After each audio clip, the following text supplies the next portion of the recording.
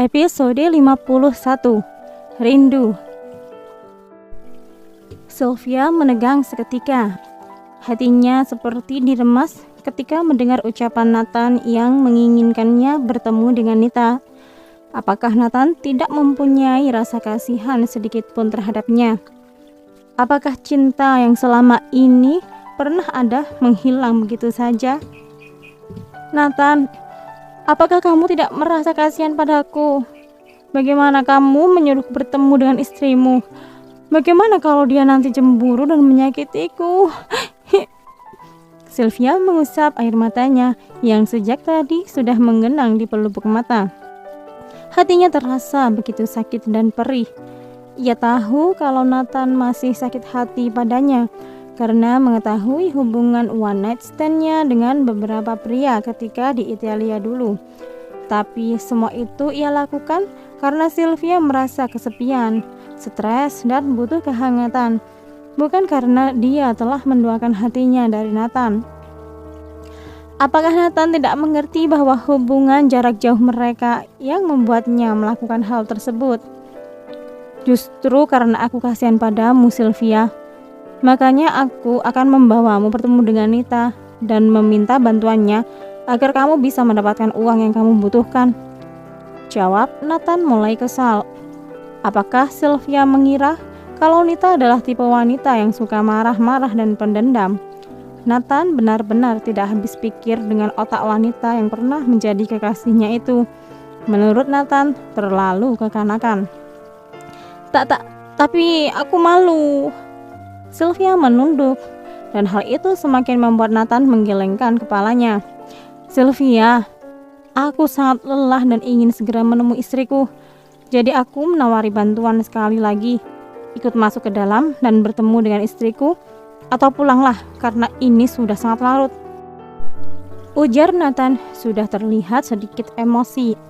Kalau saja tidak memikirkan kondisi wanita di depannya ini, dan kondisinya sedang dalam kondisi yang tidak baik, sudah dipastikan Nathan tidak akan meladeni Sylvia lagi. Dia lebih memilih masuk ke dalam rumah dan memeluk Nita. Sedangkan Sylvia sendiri benar-benar tidak ingin bertemu dengan Nita. Masih ada rasa marah dan benci terhadap wanita itu. Dia adalah wanita yang telah merebut posisinya di hati Nathan. Kalau saja aku tidak sakit dan Nathan tidak tahu bahwa aku pernah tidur dengan pria lain, sudah kupastikan Nathan akan menjadi suamiku. Bukan suami wanita tidak tahu diri itu. Sylvia tidak tahu saja kalau Nathan meninggalkannya karena memang pria itu sangat mencintai Nita, bukan karena merasa terkhianati. Karena kau diam, aku akan masuk.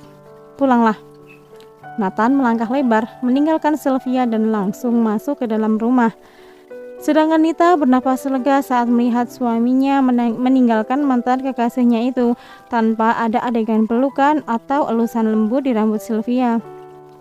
Ya, sejak tadi, sebenarnya Nita sudah menyaksikan percakapan kedua orang itu dari lantai atas, tepatnya di balik jendela kamarnya yang memang mengarah langsung ke halaman depan rumah tersebut.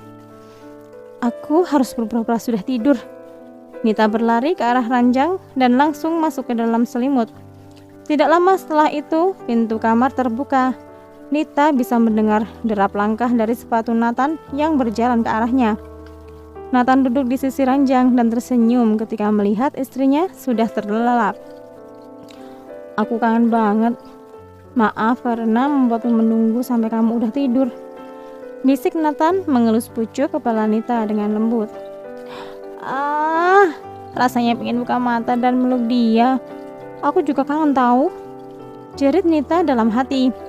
Nita bisa merasakan bibirnya basah dan hangat. Nathan menciumnya. Rasanya jantung Nita melompat dari tempatnya. Masih memejamkan matanya, Nita bisa merasakan pergerakan di sisi ranjang. Sepertinya Nathan berjalan ke arah kamar mandi untuk membersihkan diri. Setelah mendengar suara pintu tertutup, Nita baru bisa membuka matanya. Kenapa juga harus pura-pura tidur? Bego banget sih gue. Terus gimana dong kalau Nathan taunya gue tidur beneran? Padahal gue kangen banget dan masih pengen ngobrol panjang. Kenapa otak gue setelah nikah jadi bego sih? Kemana Nita yang penuh percaya diri seperti dulu? Sekarang cuma dapat ciuman gitu aja udah klepek-klepek. Sayang, kamu udah bangun? Kamu bicara sama siapa?